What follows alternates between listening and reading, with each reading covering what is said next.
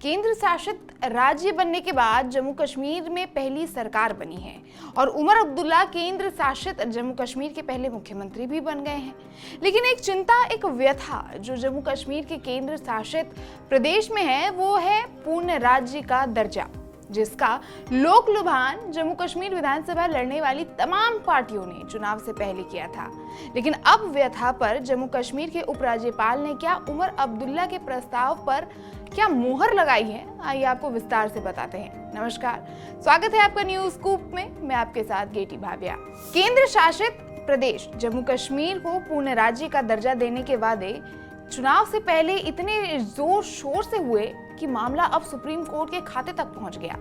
प्रधानमंत्री नरेंद्र मोदी से लेकर मौजूदा जम्मू कश्मीर मुख्यमंत्री उमर अब्दुल्ला तक सबने इस मुद्दे को खूब भुनाया, जिसका परिणाम आज ये हुआ कि उमर अब्दुल्ला सरकार के कैबिनेट की पहली बैठक में जब जम्मू कश्मीर को पूर्ण राज्य का दर्जा वापस देने का प्रस्ताव जब पारित किया गया तो जम्मू कश्मीर के उपराज्यपाल ने मंजूरी दे दी और सुप्रीम कोर्ट में याचिका को सूचीबद्ध यानी लिस्टेड कर दिया गया। खुद सीजेआई डीवाई चंद्रचूड़ ने इसे सूचीबद्ध करने का फैसला लिया।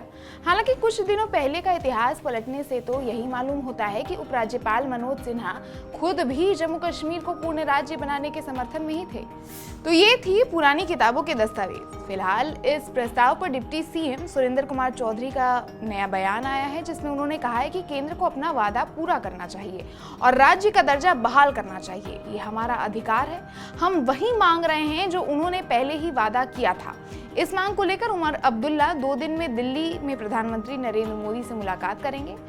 दरअसल आपको बता दें कि केंद्र सरकार ने 5 अगस्त 2019 को जम्मू कश्मीर से अनुच्छेद 370 हटाने के साथ ही प्रदेश का पूर्ण राज्य का दर्जा भी खत्म करते हुए उसे 2 यूनियन टेरिटरी यानी जम्मू कश्मीर और लद्दाख में बांट दिया था। उमर अब्दुल्ला ने विधानसभा चुनाव के दौरान भी कहा था कि कैबिनेट की पहली मीटिंग में ही जम्मू कश्मीर को राज्य का दर्जा बहाल करने के प्रस्ताव को मंजूर किया जाएगा। 16 अक्टूबर को सीएम पद की शपथ लेने के बाद अगले दिन ही उन्होंने प्रस्ताव पास भी किया। कैबिनेट की मीटिंग में डिप्टी सीएम सुरेंद्र चौधरी, मंत्री शकीना मसूद ईटू और जावेद अहमद राणा, जावेद अहमद डार और सतीश शर्मा भी मौजूद थे। आपको बता दें कि नवनिर्वाचित उमर अब्दुल्ला चुनाव में जम्मू कश्मीर की विशिष्ट पहचान और लोगों के संवैधानिक अधिकारों की सुरक्षा का वादा करके सत्ता में आए हैं। एक आधिकारिक प्रवक्ता ने कहा है कि मुख्यमंत्री उमर अब्दुल्ला इस संबंध में प्रधानमंत्री और केंद्रीय मंत्री से मिलने के लिए आने वाले दिनों में नई दिल्ली जाएंगे। मंत्रिमंडल ने 4 नवंबर 2024 को श्रीनगर में विधानसभा सत्र बुलाने का फैसला किया और उपराज्यपाल को विधानसभा सत्र बुलाने और उसे संबोधित करने की सलाह दी।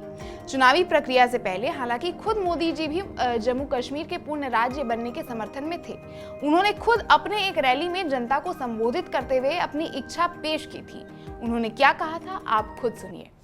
जम्मू कश्मीर को पूर्ण राज्य का दर्जा देने का काम भी भाजपा सरकार ही करेगी। समाजवादी पार्टी से लेकर आम आदमी पार्टी ने चुनावी प्रक्रिया में अपने इस बात को तवज्जो दी थी। नेशनल कॉन्फ्रेंस के नेता और जम्मू कश्मीर के 3 बार के मुख्यमंत्री फारूक अब्दुल्ला ने भी इस मुद्दे पर क्या कहा था, आप खुद सुनिए। क्या जम्मू नहीं है? उन्होंने तो समझ लिया कि जम्मू हमारी जेब में है, जैसे जिन्ना साहब कहते थे जम्मू कश्मीर मेरी जेब में है। आज ये समझते हैं कि जम्मू हमारी जेब में, परवाह नहीं है उसी करें। कश्मीर में देखिए क्या चमक रहा है, G20 भी कश्मीर, एम्बेसडर्स भी कश्मीर में, बल्कि वो जो उन्हें एम्बेसी से लोग लाए थे वो भी कश्मीर में लाए। यहाँ क्यों नहीं लाए? क्या वजह है? कब तक जम्मू के लोगों को बेवकूफ बनाओगे हिंदू हिंदू हिंदू करके? अफसोस है। आपको बता दें कि प्रस्ताव तो पारित हो गया है और सभी पार्टियों के एकत्रित समीकरण को देखकर अनुमानित उत्तर भी प्रस्ताव के पक्ष में ही जाता दिखता है। लेकिन इस प्रक्रिया को पूर्ण करने के लिए दोनों सरकार के बीच क्या गुत्थियां बैठ सकती हैं, आपको वो भी बता देते हैं। प्रस्ताव को उपराज्यपाल के माध्यम से केंद्र सरकार को भेजा जाएगा। आगे का निर्णय केंद्र सरकार को करना होगा। पूर्ण राज्य के दर्जे के लिए केंद्र सरकार ही जम्मू कश्मीर पुनर्गठन अधिनियम में बदलाव की प्रक्रिया कर सकती है, जिसके बाद जम्मू कश्मीर पुनर्गठन अधिनियम 2019 के तहत जम्मू कश्मीर राज्य के 2 केंद्र शासित प्रदेशों में पुनर्गठित किया जाएगा। इसलिए पूर्ण राज्य के दर्जे के लिए संसद में एक नए कानून पारित कर पुनर्गठन अधिनियम में बदलाव करना होगा। ये बदलाव संविधान की धारा 3 और 4 के तहत होंगे। फिर राज्य का दर्जा देने के लिए लोकसभा और राज्यसभा में नए कानूनी बदलावों को अनुमोदन यानी अप्रूवल जरूरी होगा, यानी संसद में जो है इस प्रस्ताव को मंजूरी मिलना काफी जरूरी होगा। मंजूरी के बाद इसे राष्ट्रपति के पास भेजा जाएगा। उनकी मंजूरी के बाद जिस दिन राष्ट्रपति इस कानूनी बदलाव की अधिसूचना जारी करेंगे, उसी तारीख से जम्मू कश्मीर को पूर्ण राज्य का दर्जा मिल जाएगा। वहीं जम्मू कश्मीर को 2 महीने में पूर्ण राज्य का दर्जा देने की मांग वाली याचिका पर सुप्रीम कोर्ट ने भी सुनवाई के लिए हामी भर दी है, जबकि पक्ष विपक्ष ने पहली बार किसी मुद्दे पर सहमति को देखते हुए इस प्रस्ताव की सफलता दर काफी ज्यादा ही दिखती है। इसलिए हम आपको ये भी बताते चलते हैं कि इस प्रस्ताव को अगर स्वीकार कर सारे प्रक्रिया का पालन हूबहू कार्यविधि द्वारा किया जाता है तो जम्मू कश्मीर में क्या क्या बदलाव होंगे।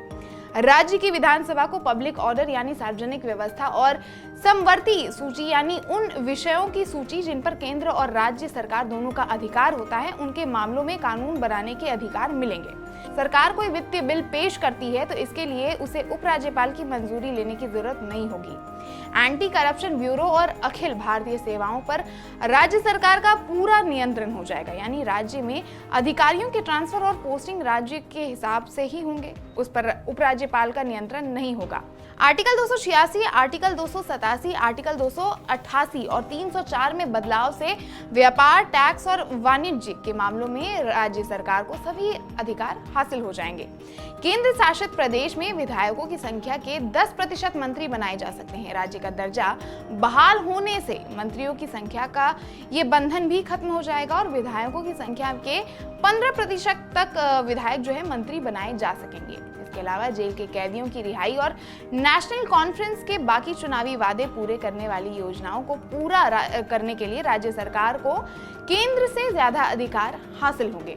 वहीं इस प्रस्ताव को लेकर कुछ प्रश्न और उठते हैं कि जब उमर अब्दुल्ला के जम्मू कश्मीर के मुख्यमंत्री बने कुछ वक्त हुआ था, तब कश्मीर में आतंकवादी हमला होता है और 7 मासूमों की जान चली जाती है। तो क्या ऐसे में जम्मू कश्मीर को केंद्र शासित राज्य से हटाकर पूर्ण राज्य का दर्जा देना उचित होगा? आपकी क्या राय है? अपने विचार हमें इस प्रश्न और इस मुद्दे पर कमेंट बॉक्स में जरूर साझा करें। फिलहाल इंतजार है इस प्रस्ताव के पारित होने का। आप हमारे साथ आगे के अपडेट्स के लिए जुड़े रहिएगा और अगर अभी तक आपने न्यूज़ स्कूप को सब्सक्राइब नहीं किया है तो ऐसी खबरों को देखने के लिए पहले सब्सक्राइब बटन पर क्लिक करें, फिर नोटिफिकेशन के लिए बेल आइकन पर भी प्रेस जरूर करें। फिर मिलते हैं राजनीतिक खबरों के साथ, तब तक के लिए दीजिए इजाजत। देखते रहिए न्यूज़ स्कूप। धन्यवाद।